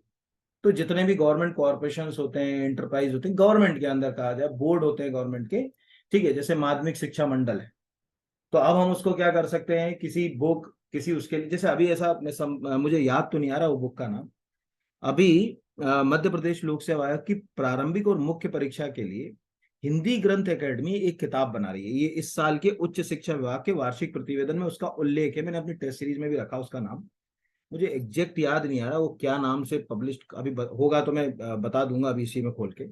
तो वो उन्होंने क्या करा, उनको मालूम है यार हिंदी ग्रंथ एकेडमी ये काम करती है, तो उच्च शिक्षा मंत्री जी जो है उन्होंने कह दिया कि भैया हम इन्हीं से कराएंगे, तो आप बनाओ, एक्सपर्ट की टीम चुन लो, वो टीम किताब जो है वो लिख दे हमारे लिए कि जो बच्चों को काम आ जाए, एमपीयूएससी की जो तैयारी कर रहे हैं। ऐसे हम क्या करते हैं कि शासकीय निगम उपक्रम को परामर्शदाता के रूप में चयन कर सकते हैं। संविदा की निगरानी, विभाग द्वारा परामर्शदाता के कार्य निष्पादन का सतत पर्यवेक्षण, वो तो करना ही पड़ेगा, मॉनिटरिंग तो करनी ही पड़ती है ना यहाँ पर। तो ये मॉनिटरिंग, इसमें कुछ नहीं आएगा जो 45 है, मतलब इसमें कुछ भी यहाँ पर अगर कहा जाए संविदा की, वो 45 और 50 सेम लाइन है, कुछ हल्का फुल्का भी इधर से उधर उन्होंने हलाया डुलाया नहीं। सेवाओं की आउटसोर्सिंग मैंने अभी बता दिया। आउटसोर्सिंग का मतलब है कि जैसे आपके पास, ऐसे समझ लीजिए इसको थोड़ी देर से मैं एक एग्जांपल में समझा रहा हूँ, ऐसा हर चीज संभव नहीं है। विभाग के पास एक कार है, टाटा टोयोटा इनोवा, वो 10 का एवरेज देती है। ठीक है, उनको लगता है कि प्रतिदिन जो है वो उसमें 3 लीटर जो है वो डीजल की खपत होती है, और इससे हमारी कॉस्ट जो है वो बढ़ जाती है। इलेक्ट्रिक व्हीकल में ये कॉस्ट 1 से 1.5 रुपए आती है, लेकिन इलेक्ट्रिक व्हीकल खरीदने के लिए विभाग के पास पैसे की कमी है। तो विभाग ने मितव्ययता और कार्यकुशलता है ना, इकोनॉमी, और अगर कहा जाए एफिशिएंसी, दोनों को ध्यान में रखकर क्या करा, किसी जगह निविदा जारी करी कि जो भी व्यक्ति है जिसके पास इलेक्ट्रिक व्हीकल्स हैं वो विभाग से कोऑर्डिनेट करे, हमको चाहिए। अब विभाग में इलेक्ट्रिक व्हीकल लग गया, हमने कहा तुम हमारे यहाँ से चार्ज करो, हम ही तुमको दे रहे हैं चार्जिंग पॉइंट, और उसमें हमारी कॉस्ट जो 10 रुपये या 15 रुपये या 20 रुपये आ रही थी वो हमने 2 या 3 रुपये कर दी। तो आउटसोर्सिंग हम ऐसे भी कर सकते हैं। तो वहां ये तो सब नहीं पूछेगा आउटसोर्सिंग, लेकिन आपको दो बातें पूछ सकता है कि सेवाओं की आउटसोर्सिंग के बारे में नए नियम में 46, पुराने वाले में 51। ठीक है, किसके लिए, दो चीजों के लिए, मितव्ययता, कम से कम खर्च में सबसे बेहतर करना, मितव्ययता की। हम सब मध्यम वर्गीय परिवार है। ठीक है, अभी मैंने एक फिल्म देखी थी, जरा हट के जरा बच के, उसमें लास्ट का जो 10 मिनट का सीन है बहुत अच्छा मितव्ययता का है। तो हीरो बोलता है कि हम मध्यम वर्गीय परिवार हैं, शुरू से ही 20 रुपए की चीज 17 में, 17 की 15 में खरीदी है। ठीक है, कहीं ना कहीं जब व्यक्ति संघर्ष करता है तो पैसा बचाना सीख ही जाता है। तो हम में से ज्यादातर इकोनॉमी क्लास, हमने खूब ट्रेनों में सफर किया, डब्बों में जो जनरल कंपार्टमेंट के डब्बे होते हैं खूब धक्के खाए। क्यों? क्योंकि दिल्ली जाने के लिए उस डब्बे में हमारा 100-150 रुपये खर्च होता है, ये इकोनॉमी क्लास है। वही वंदे भारत में जाऊंगा तो मेरा 1,500 खर्च हो जाएगा, 2,000 खर्च हो जाएगा। तो एक होती है मितव्ययता, कम से कम में सबसे बेहतर तक जाने के लिए प्रयासरत होना चाहिए, और सरकार का पहला दायित्व होना चाहिए मितव्ययी। हर सरकार मितव्ययी होना चाहिए, क्योंकि धन की रक्षा करना बहुत आवश्यक है। ठीक है, ये ध्यान रखिएगा, और प्राचीन ग्रंथों में भी ये लिखा हुआ है कि धन की रक्षा जो है वो करना चाहिए। ओवरऑल मितव्ययता समझ ही गए होंगे आप। ठीक है, उसमें कुछ बताने की जरूरत ही नहीं है। जैसे अपन जब बजट पढ़ते हैं तो एक उसमें इकोनॉमिक कट मोशन आता है, मितव्ययता संबंधी जो है वो अगर कहा जाए कटौती आती है, कम से कम जो है वो कैसे करा जाए। संभावित सेवा प्रदाता की पहचान, वापस वही आ गए यहाँ पर, सेवा प्रदाता वहां 52 हो गया, तो यहाँ पर 47 हो गया। विभाग द्वारा इसी प्रकार कार्यों में संलग्न संलग्न अन्य विभाग संगठनों से, ऊपर था वही है ना, औपचारिक अनौपचारिक पूछताछ। औपचारिक अनौपचारिक समझ गए ना, आप सहायक कुल सचिव बन गए, लेटर जारी कर दिया बगल वाली यूनिवर्सिटी वाले के सहायक कुल सचिव को, भाई बताओ यार तुम लोग कैसे करा रहे हो, वो कैसे ऑनलाइन एग्जाम कंडक्ट करा रहे हो।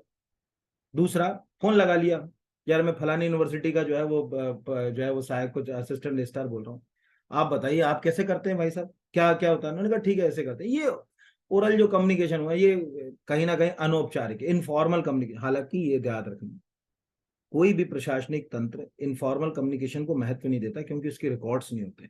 और कभी जिंदगी में आप भी मत करना, नहीं तो उलझ जाओगे किसी में, कि अधिकारी ने कह दिया ये काम ऐसे कर दो, आपने कर दिया, जब इंक्वायरी बैठी तो तुम्हारे ही ऊपर जो है वो गाज गिरेगी, अधिकारी तो कह देगा मैंने तो कहा ही नहीं था इसको, कहाँ है लिखा हुआ दिखा दे। वो तो अपनी बात से पल्ला झाड़ के हट जाता है। तो विभाग द्वारा क्या क्या होगा, औपचारिक कर सकता है, अनौपचारिक यानी फॉर्मल इनफॉर्मल। ठीक है, व्यापारिक पत्र पत्रिकाओं में जैसे मैगजीन पेपर वेबसाइट्स के माध्यम से सूची तैयार कर सकता है। है ना। फिर उसके बाद निविदा की तैयारी हो जाएगी, यहाँ पर ये बेसिक हो गया। तो विभाग मतलब इसमें अपने को ज्यादा मेहनत ज्यादा नहीं करना, इनमें कोई सेक्शन ऐसे नहीं है जो सीधे सीधे जो पूछे जाएंगे। विभाग द्वारा आउटसोर्सिंग कार्य के लिए जो है वो अगर कहा जाए निविदा जब तैयार की जाएगी, ठीक है, तो पूरा डिटेल लेंगे उसका क्या क्या चीजें होंगी, क्या क्या कैसे करेगा, वो सब करेंगे। और फिर फाइनली जो है वो हम इसको इनवाइट करेंगे। 5 लाख रुपए या कम अनुमानित मूल्य की कार्य सेवाओं के लिए विभाग द्वारा नियम 52 के अंतर्गत संभावित, अब नियम 52 नीचे चले जाओ, ये नियम 52 लिखा, वित्तीय प्रस्ताव का मूल्यांकन, ठीक है, ये भी आपको लिंक करना पड़ेगा ना। तो वो नियम 5 लाख से कम, 5 जो है अगर कहा जाए ऐसे कम में तो अपन ने देखा था कि सीधे कर सकते हो। तो वो क्या कह रहा है कि 5 लाख से कम की अनुमानित मूल्य की कोई भी कार्य, ठीक है, कोई भी, जैसे मान के चलिए आपको एक कमरा ही निकलवाना है ऑफिस के अंदर, आप यूनिवर्सिटी में जो है वो असिस्टेंट रजिस्ट्रार और आपके जो है वो रजिस्ट्रार ने कहा कि एक काम करो, लाइब्रेरी में 2 दीवार खड़ी कराना है, तो वो कार्य हो गया, ठीक है, इसके लिए, लेकिन उसकी लागत 5 लाख ये, ठीक है, या कम आ रही है, तो नियम जो है वो अगर संभावित संविदाकर्ता की प्राथमिकता सूची जो है उसको जांच करेंगे, ठीक है, और उसके बाद जो भी प्रस्ताव है आमंत्रित करेंगे। और मैंने ऊपर सब कुछ वहीं वो घुमा घुमा के दे रहे हैं कि संविदाकर्ताओं की संख्या अभी अपन ने देखा था कि कितने होंगे, कम से कम 3 जो है वो रखेंगे, 3 से कम नहीं जो है वो नहीं होना चाहिए। फिर उसके बाद जो क्या करा वही निविदा, अभी ऊपर ने क्या देखा था, ऊपर 5 लाख से अगर ज्यादा हो गई तो राष्ट्रीय स्तर के, वही आ गया ना पूरा के पूरा कॉपी पेस्ट, राष्ट्रीय स्तर का 1 समाचार पत्र, राज्य स्तर का 2 समाचार पत्र, जेम पोर्टल और एमपी ट्रेडर्स के द्वारा जो है वो हम निविदा जो है वो आमंत्रित करेंगे।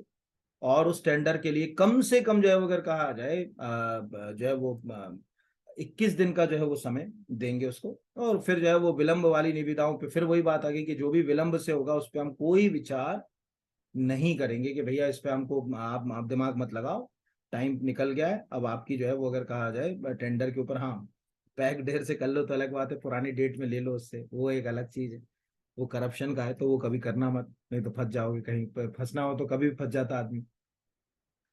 तो तकनीकी प्रस्ताव का मूल्यांकन हो गया, ठीक है, आपने ले लिया, 21 दिन का विचार कर लिया, 21 दिन के बाद अपना लिया, है ना, वही के वही चीजें पुराने और नए में है। अब जो है वो अगर कहा जाए इवोल्यूशन ऑफ टेक्निकल बिट, तकनीकी निविदा विश्लेषण मूल्यांकन संबंधी विभाग द्वारा गठित, सीधी सी बात है, एक मूल्यांकन कमेटी तो बनानी पड़ेगी, वो तय करेगी कि हाँ जो जो है वो अगर कहा जाए ये प्रस्ताव इसमें क्या चीजें होंगी, कैसे होंगी, यहाँ पर उसका मूल्यांकन जो है वो अगर कहा जाए कर लिया। वित्तीय प्रस्ताव का मूल्यांकन, इसके लिए भी जो है वो अगर कहा जाए आप समिति जो है वो गठाओगे, यहाँ पर लिखा कि विभाग द्वारा मात्र उन निविदाओं के वित्तीय प्रस्ताव को खोला जाएगा जिन्हें विभाग द्वारा गठित मूल्यांकन समिति द्वारा तकनीकी रूप से पात्र घोषित किया गया, ठीक है, यहाँ पर अगर कहा जाए केवल उनको, अपन ने 3 लोग को घोषित कर दिया, अपन उन्हीं की बात करेंगे, 10 लोग आए उनकी अपन बात नहीं करेंगे, जो भी अगर कहा जाए, है ना। और फिर मॉनिटरिंग करेंगे, वो तो सीधी सी बात है कि जब आपने किसी सर्विस किसी को दे दी तो आप उसकी जो है वो मॉनिटरिंग की प्रक्रिया जो है वो करोगे। ये कुछ नियम ऐसे हैं, वो आपको नियम नंबर आ सकता है, जैसे आपको सिंपल सा जो है वो पूछा जाएगा कि मॉनिटरिंग कहाँ है, तो वहां अगर 53 में है तो यहां पर अगर कहा जाए कि ये नीचे चला जाएगा, यहां पर अगर कहा, ठीक है, संविदा का पर्यवेक्षण यहाँ पर, तो इस तरह से अपन ने इसकी मॉनिटरिंग करने की प्रक्रिया जो है वो अपनाई। और हाँ, कर्ताओं को काली सूची में, काली सूची का मतलब समझ गए, अभी ऊपर बताया था, आपने कहा कि साहब वो 21 दिन निकल गए, पुरानी डेट से ले लो, कुछ माल ले लो थोड़ा बहुत, यानी ब्राइब उसको देसी भाषा में कहें, तो वहीं जो है वो नीचे लिखा हुआ है कि अगर आपको ब्लैक लिस्टेड, अभी होता है ना कि कई बार जो है वो आता, सरकार कहती है इसको ब्लैक लिस्टेड कर दो कंपनी को, अभी ये जो है वो अभी कहाँ किसी जगह मैंने कुछ का पढ़ा था कि कहीं भ्रष्टाचार हुआ था, तो उसको कहा था कि सरकार ने इसको ब्लैक लिस्टेड कर दिया उसमें, यहाँ पर वो जैसे वो गुजरात में जो अभी मोराबी के ऊपर जो ब्रिज हादसा हुआ था, उसके बाद वो जो कंपनी थी जो करा रही थी उसको ब्लैक लिस्टेड कर दिया था, अब आया है याद मुझे, वो भी सर्विस थी, वो रिपेयर कर रही थी उसको, जो पुल था, अभी देखा होगा ना घटना घटी थी जो अगर कहा जाए यहाँ पर, तो पुल को रिपेयर कर रही थी गुजरात में, उसने अपनी जिम्मेदारी, भाई कहीं ना कहीं करप्शन हुआ होगा या जो भी स्थिति रही होगी, तो उसको जैसे ब्लैक लिस्टेड कर दो, ऐसा कुछ मैंने सुना था, शायद उसको किया हो जिसको भी हो। तो काली सूची थोड़ा शब्द अच्छा नहीं लगता, ब्लैक लिस्टेड, तो हमें ये समझ पड़ा कि कोई भी जो है वो अगर चाहे सप्लायर, ये प्रश्न आ सकता है कि मध्य प्रदेश भंडार क्रय सेवा उपार्जन नियम के तहत किसी सप्लायर को ब्लैक लिस्टेड करने के संबंध में नियम कहाँ है। तो हमें दिख रहा है कि वो ब्लैक लिस्टेड करने के संबंध में नियम जो है वो अगर कहा जाए, ये आपको नए वाले में मिलेगा, पुराने में नहीं मिलेगा, इसलिए मैंने बता दिया।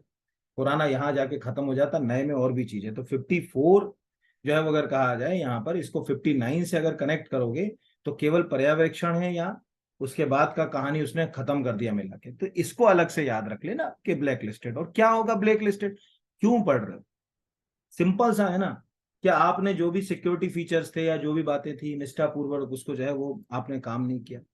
आपने जो है वो अगर कहा जाए कि विश्व फर्म ने जो है वो मालिक, कर्मचारी, प्रतिनिधि, घूसखोरी, भ्रष्टाचार, धोखाधड़ी, निविदा बदलाना, दुराचार, अपराध किया हो, कोई भी काम ऐसे किया हो जैसे अगर कहा जाए जिससे न्यायालय में काप जो है वो अगर कहा जाए जो है वो काप के ऊपर कार्रवाई हो जाए, ब्राइब हो जाए, इनको इतना अंदर याद थोड़ी करना है, लेकिन पता होना चाहिए कि आप ब्लैक लिस्टेड कैसे करोगे उसको। तो एक ब्लैक लिस्टेड कर दिया, पूरी एक लिस्ट बना दी, इतने सारे तुमको अभी वहां पर जो है वो निविदा नहीं बनाना। लेकिन एक लाइन याद रखना है कि सामान्यतः ऐसे आदेश जारी करने का अर्थ होगा, ब्लैक लिस्टेड का मीनिंग क्या है, कि राज्य शासन के सभी विभागों द्वारा फर्म के किए जाने वाले आगामी 3 वर्ष तक के समस्त लेन देन प्रतिबंधित। यानी आज एक फर्म है एक्स जो 25 विभागों में काम कर रही है, और कोई अगर सरकार ने उसको ब्लैक लिस्टेड कर दिया तो वो 3 साल तक के लिए सभी ट्रांजेक्शन उसके प्रतिबंधित हो जाएंगे, यानी वो 3 साल के लिए तो आउट है। ठीक है, ये ध्यान रखना।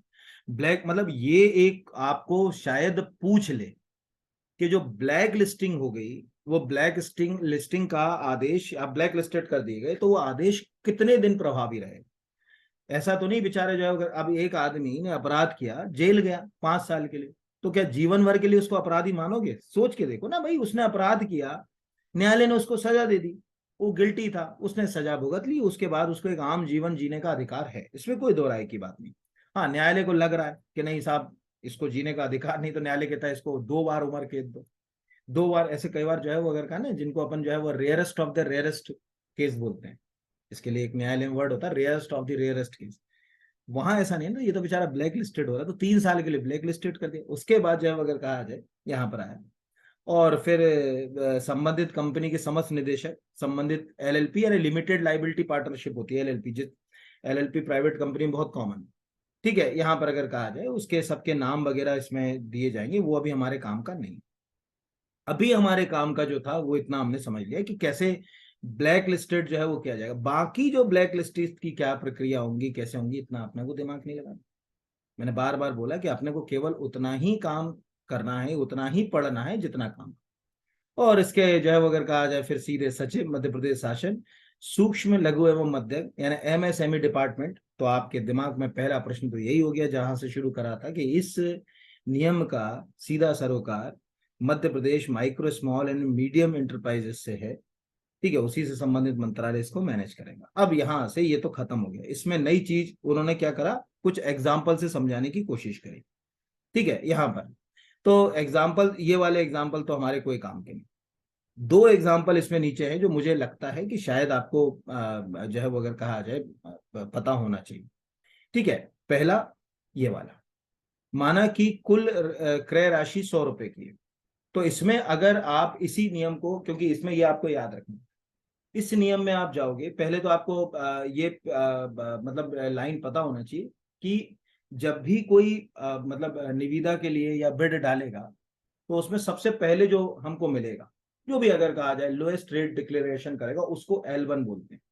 ठीक है, लोएस्ट जो रेट डिक्लेयर्ड करेगा ट्रेडर, ठीक है, वो L1 के नाम से जाना है। लोएस्ट मतलब L1 मतलब जो है वो लोएस्ट कोड जो भी आ गया कि भाई हमने जो है 50 रुपए का कर दिया, तो ये L1 के अंदर चला गया। अब इसमें ये वाला जो है ना, इसको समझ लो 23.1.4.5 के संबंध में। अब यहाँ पर 23.1.4.5 क्या है आपके दिमाग में आ जाएगा। इसको सिंपल सा समझाया, अगर आप ऊपर इसके पहले वाला पढ़ोगे उसमें मिल जाएगा, जिन्होंने नहीं देखा वो आप देखेंगे तो उनको वहां से समझ पड़ेगी। 23.1 में उन्होंने ये साफ कहा कि भाई जब हम कोई भी सेवा लेंगे तो उसमें 25% क्या करेंगे, सूक्ष्म लघु उद्यम से लेंगे। 25%, तो ये तो पहला हो गया कि वहां पर जो है वो अगर कहा जाए 25% जो है वो सूक्ष्म उद्यम से लिया यहाँ पर। तो 100 रुपए में से 25 रुपए ये हो गया। अब ये 25 रुपए लेंगे कैसे कैसे, यानी अगर कहा जाए ये 25 रुपए की कहानी आएगी कैसे कैसे, ये भी उसमें जो है वो जो है वो दिया। तो उन्होंने कहा कि 25 में जो 4% हो, 4% वो हम लेंगे अनुसूचित जाति जनजाति से, 3% जो होगा वो हम लेंगे महिलाओं से, ठीक है, और बचा हुआ 18 लेंगे अगर कहा जाए अन्य से। तो देखो 100 रुपए का सामान खरीदना है, 100 रुपए में से 25 रुपए किसके पास चला गया, सूक्ष्म और लघु उद्यम के पास। उस 25 रुपए में से 4 रुपए अनुसूचित जाति जनजाति, 3 रुपए महिला और 18 रुपए अन्य, टोटली 25 हो गया। और बाकी से फिर अगर कहा जाए L1 से, जिसने सबसे कम बोली लगाई, उस L1 से हमने जो है वो 75 रुपए ले लिए। ये उन्होंने यहाँ समझाया। अब ये कैसे समझाया, इसके लिए मुझे थोड़ा सा ऊपर जाके दिखाना पड़ेगा। 23 नंबर तो मैं यहाँ आपको दिखा देता हूँ, जिससे आपको वैसे पिछले वाला जिनने देखा होगा उनको समझ आ गया। ये हम चलेंगे, अब ये दिख रहा है यहाँ पर, देखो ये 23 में चलेगा। क्रय प्राथमिकता कैसे होगी, ठीक है, 23 में दिया हुआ है क्रय की प्राथमिकता, किसको आप प्रेफरेंस दोगे, है ना। तो क्रय की प्राथमिकता में आपको ये साफ है यहाँ पर, ये आ गए कि भाई सूक्ष्म एवं लघु उद्यम, माइक्रो और स्मॉल जो एंटरप्राइजेस हैं, जो है इसके वार्षिक खरीद का 25%, ठीक है, ये 25% में 25 में से 4% अनुसूचित जाति जनजाति, अनुसूचित जाति जनजाति के स्वामित्व वाले उद्यमों के सूक्ष्म एवं लघु उद्यमों से खरीदने के लिए चिन्हित होगा। ये 4% होगा, ठीक है। दूसरा वो यहां पर बोल रहा है सूक्ष्म एवं लघु उद्यम के वार्षिक खरीद के 25% में से 3%, ठीक है, ये आ गया महिलाओं से, ठीक है, यहां पर अगर कहा जाए। और फिर बचे हुए जो है वो अपन अलग से कर लेंगे। तो नीचे उसने क्या करा, इसको एक्सप्लेन कर दिया ये यहाँ पर कि भैया हमने मतलब क्या है, ये एक अच्छा है, आप इसको स्क्रीनशॉट भी लेके रख सकते हैं, या आपके पास तो होगा ही ये नियम। तो आपको दिख रहा है कि कई बार कभी पूछ ले कि भाई जो है वो 100 रुपए में से सूक्ष्म एवं लघु उद्यम का कुल क्रय कितना होगा, 25 रुपए, उसमें से अनुसूचित जाति जनजाति का कितना होगा, 4%, ठीक है, यानी 4 रुपए का। महिलाओं का कितना होगा, 3 रुपए का, ठीक है। अन्य सूक्ष्म लघु का कितना होगा, 18 का बचा हुआ। और L1 से, L1 बार बार जो बोला है वो आप याद रखिएगा, लोएस्ट रेट डिक्लेरेशन, ठीक है, lowest rate declaration bye tender, ठीक है, जो वो इनवाइटिंग अथॉरिटी, जो भी टेंडर इनवाइटिंग अथॉरिटी है उसने जो भी लोएस्ट, जैसे कहा हमने लोएस्ट रेट क्या डिक्लेयर किया कि हमें कंप्यूटर सुधारने के लिए, ठीक है, एक एक्सपर्ट की जरूरत है, प्रति कंप्यूटर हम 30 रुपए देंगे। तो L1 क्या हो गया, 30 रुपए हो गया, जो टेंडर इनवाइटिंग अथॉरिटी के द्वारा जारी किया गया। ये आप कॉपी के अंदर लिख लो, L1 L2 L3 इस तरह से आपका क्रम आता है, पहला वाला, फिर उससे ज्यादा, फिर उससे ये ना मिले तो वो ले ले। तो L1 मैं लिख दे रहा हूं, कभी पूछ ले रेट क्या होता है।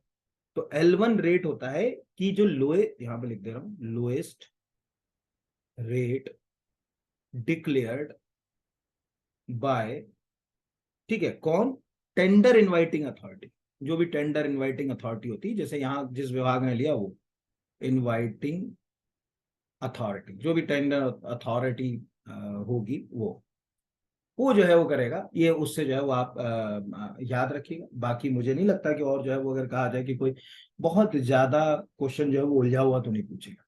और मैंने बार बार आपसे कहा कि अगर कोई क्वेश्चन एक आध उलझ के आ जाए तो अच्छा है कि सरल को पकड़ने की कोशिश करिए। हर एक को पकड़ेगी तो अपन, मुझे नहीं लगता कि अपन कितना पकड़ पाएंगे, ये मुझे भी नहीं लगता कि अपन हर चीज जो है वो पकड़ पाए। तो इस तरह से ये सेवा का उपार्जन मैंने बताया, और मैंने आपको ये बता ही दिया यहाँ पर, ये भी आप ऊपर पढ़ चुके हो पहले वाले में, फिर भी बता दो, बिना कोटेशन के क्रय करोगे 50,000, ठीक है, प्रत्येक अवसर पर। स्थानीय बाजार से कर सकते हो, जेम पोर्टल से कर सकते हो, कहीं से भी कर सकते हो। विभागीय क्रय समिति के द्वारा 50,000 से 2.5 लाख रुपए तक जेम पोर्टल से ही क्रय करना पड़ेगा, ठीक है। यहाँ पर खुली निविदा के द्वारा 2.5 लाख रुपए से अधिक, ठीक है, या तो आप जो है वो अगर कहा जाए जेम पोर्टल से करो, ठीक है, या आप MP टेंडर के थ्रू करो। और एकल स्रोत मतलब अपने पास जो है वो एक ही सोर्स हो, तो जेम पोर्टल के माध्यम से आमंत्रित करो। ये ऊपर हम लोग पढ़ चुके हैं। उन्होंने नीचे क्या करा, इसी की जो है वो व्याख्या कर दी। इस तरह से ये पूरा नियम खत्म हो गया। इस प्रकार हमें समझ पड़ा कि जो आपके दिमाग के अंदर जो अभी भ्रमजाल चल रहा था कि दोनों ही नियमों में बहुत ज्यादा अंतर है, तो 5% का भी अंतर नहीं। अभी आपने सेवा का उपार्जन पढ़ा, कितना अंतर है, कोई अंतर दिखा, वही के वही कॉपी पेस्ट, वही के वही। बस ये है कि थोड़ा बहुत अंतर उन्होंने कर दिया है, उस अंतर तक आपको पहुंचना आना चाहिए। जैसे अगर कहा जाए, ये आप पहले वाले को देखोगे, इससे पहले मेरा वीडियो, उसमें ये बिना कोटेशन का जो 50,000 लिखा है, अगर 2015 वाला ये वाला जाओगे, इसमें आप ऊपर चले जाओ, ये देखो, इनको क्या करना है, कुछ नहीं करना है, कॉपी के अंदर आपको जो है वो मतलब अलग से जो है वो अगर कहा जाए इसको जो है वो लिख लेना कॉपी के ऊपर। यहाँ पर जैसे देखो, वहां बिना कोटेशन के 50,000 है, यहाँ कितना है, 20,000। ठीक है, ये 20,000 रुपए यहाँ पर लिखा, तो पुराने वाले में 20 था, दूसरे वाले में 50 था, 5 बार लिख सकते हो, तो 20 से वो कहाँ तक जाएगा, 1 लाख रुपए तक जाएगा, 5 टाइम। यानी कितनी बार खरीद सकते हो, 5 बार, यानी 20,000, 20,000, 20,000, 1 लाख तक जा सकते हो। यहाँ 50,000 हो गया नए वाले में, तो कितना हो गया, 20, 20, 20, 50 से क्या हो गया, 2.5 लाख तक हो गया। तो ऐसे आप आसानी से समझ सकते हो कि अगर हम एक चार्ट बना लें और चार्ट में लिख लें कि 20,000 वहां जो है वो अगर कहा जाए 50,000 हो गया, यहाँ 1 लाख, वहां 2.5 लाख हो गया, बस इतना करना है और कुछ मुझे नहीं लगता। तो ये भंडार क्रय नियम मैंने आपको समझा दिया। अब 2-3 चीजें बहुत बची हैं आपकी, वो मुझे कराना है। एक तो पार्ट 1 के मैं सोच रहा हूँ कि यूनिट वाइज कुछ क्वेश्चन आपको समझा दूंगे, कैसे क्वेश्चन आएंगे, माइनस मार्किंग को कैसे मैनेज किया जाएगा, इन सब बातों को अपन देखेंगे। तो बहुत धन्यवाद आपका, और मुझे उम्मीद है कि आपको ये बहुत कंसेप्ट से क्लियर हुआ होगा। पहला वाला भी देख लीजिएगा, दूसरा पार्ट भी देख लीजिएगा। समय परिस्थिति मिल गई, क्या है, एक अकेला मतलब वन मैन आर्मी जैसा काम है अपने साथ। समय परिस्थिति मिल गई तो आपके लिए इसके कुछ क्वेश्चंस वगैरह जो है वो अरेंज कर दूंगा अभी यूट्यूब के ऊपर। बाकी अगर आप अफोर्ड कर सकते हैं तो टेस्ट सीरीज में भी ऐसे 250 का डिस्काउंट है, 750 रुपीज की है। 750 रुपीज कोई बहुत बड़ा अमाउंट तो नहीं है अभी, क्योंकि उसमें हमने जिन बच्चों ने ली, अगर वो कोई बच्चा यहाँ कमेंट करे तो वो बता भी देगा। एक तो हेल्दी क्वेश्चन है उसमें, प्लस उसमें हमने कुछ फाइलें भी दी हैं 12-13 बच्चों को, प्लस उसमें हमने कुछ जो है वो अगर कहा जाए और भी चीजें दी हैं। ठीक है, मतलब आप जब जाओगे ऐप डाउनलोड कर लीजिए, और ऐप डाउनलोड करने के बाद जब उस पर कंटेंट पर जाओगे तो आपको पता चल जाएगा। 35 टेस्ट का टेस्ट फोल्डर बनाया था, 35 से 47 हो गए इसके ऊपर अभी, है ना। और बाकी पीएससी क्या पूछेगी वो तो भगवान ही जाने, लेकिन एक कम से कम सही दिशा की ओर चले जाए तो एक कंसेप्ट से भी बहुत सारे एग्जाम के क्वेश्चन जो है वो, मेरा मानना है, आपका अगर चीजों के ऊपर कंसेप्ट क्लियर है तो एग्जाम हॉल में आपको अप्रोच बेस्ड भी आंसर तक जाने में बहुत ज्यादा सहायता मिलती है। नहीं तो पीएससी का तो क्या भरोसा कि जो है वो फॉरेस्ट सर्विस में कहती है कि कोयला तीसरे नंबर पे आंसर करती है, यहाँ कहती है चौथे नंबर पे, 3 साल पहले कहती है कि संविधान का संरक्षक राष्ट्रपति है, उसके बाद वाले पेपर में कहती है संविधान का संरक्षक जो है वो सुप्रीम कोर्ट है। यानी वो खुद ही अपने प्रश्नों के ऊपर संतुलित नहीं है। आप देखिए कभी जिन बच्चों ने दिया होगा कि एक साल उसने पूछा था कि संविधान का संरक्षक कौन, तो आंसर फाइनल में राष्ट्रपति मार दिया, दूसरे साल उसी को जो है वो फाइनल में जो है वो सुप्रीम कोर्ट मार दिया। तो वो 1-2% का तो एरर लेके चलना पड़ेगा भैया, है ना। हर जगह हम भी पेपर बनाते हैं, 1-2 क्वेश्चन में कहीं ना कहीं मिस्टेक आई जाती है, कहीं ना कहीं गलतियां होती है, ह्यूमन एरर तो हर जगह है, लेकिन पीएससी का तो बहुत ही ज्यादा है। तो बहुत धन्यवाद आपको सभी को। टेस्ट सीरीज लेना हो तो इसी के साथ नीचे डिस्क्रिप्शन है, ठीक है, आप ऐप डाउनलोड कर लीजिए, वहां मिल जाएगा। इसके नीचे एक वीडियो भी है, हालांकि पुराना है, उस समय कम कंटेंट दिखेगा, उसमें प्रक्रिया बताई गई है कि टेस्ट सीरीज कैसे परचेस करना है।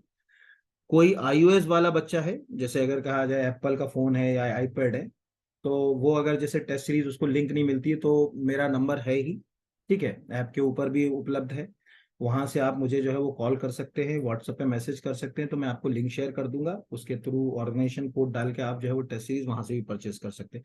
दोनों ऑप्शन आपके पास है, जैसे आप जो है वो आगे बढ़ना चाहें।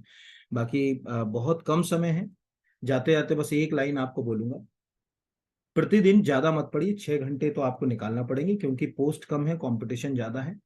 और संतुलित पढ़िए, है ना, खाली दाल चावल खाने से कुपोषण हो सकता है। तो एक संतुलित थाली के अंदर दाल चावल सब्जी रोटी पापड़ अचार सलाद दही सब कुछ होना चाहिए। तो यहाँ पर हमारी संतुलित जो थाली है वो है 5 घंटे प्लस 2 घंटे, यानी 7 घंटे ले ले। 5 घंटे में हर एक पेपर, जैसे कुछ मत करो, पेपर 1 ले लिया, 30 मिनट पढ़ लिया, फिर उसके जस्ट जैसे ही 30 मिनट हुआ आप छोड़ दो, दूसरे पे आ जाओ। आप क्या होता है, हमारा दिमाग लेजी टाइप का होता है, अरे पेपर 1 पढ़ रहा है, अच्छा लग रहा है, यही पढ़ रहा है, 3 घंटे पेपर 1 पढ़ रहा है, ठीक है, पेपर 2 का पार्ट यूनिट 1 ही पढ़ रहे हैं, पता चले 4 घंटे।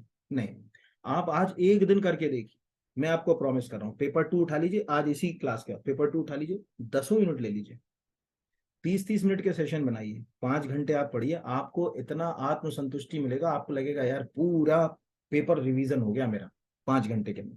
ऐसे आप करिए, आपका संतुलन में रिवीजन होगा, एग्जाम में भी बहुत हेल्प करेगा, ये मेरा व्यक्तिगत मत है। ठीक है, क्योंकि मनुष्य का दिमाग जो है वो लगातार 3 4 5 घंटे किसी एक ही विषय वस्तु को देखने के लिए तैयार नहीं रहता। थिएटर में भी मूवी देखने के दौरान हमें 1 से 1.5 घंटे के दौरान एक ब्रेक दिया जाता है, पर पता नहीं आप कई बार मैसेज करते हैं कि मेरा वीडियो 2 ढाई घंटे देख लेते हैं, इतना लंबा।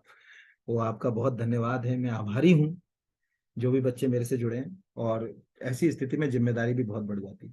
प्रयास तो कर रहा हूँ, ठीक है, जितना बन सकता है आपके लिए। बाकी ईश्वर की इच्छा है, वो जैसे आपको जहाँ आपके मेहनत के अनुरूप ही फल देगा। खूब प्रयास कीजिए, खूब मेहनत कीजिए। सभी को बहुत बहुत धन्यवाद, सभी को।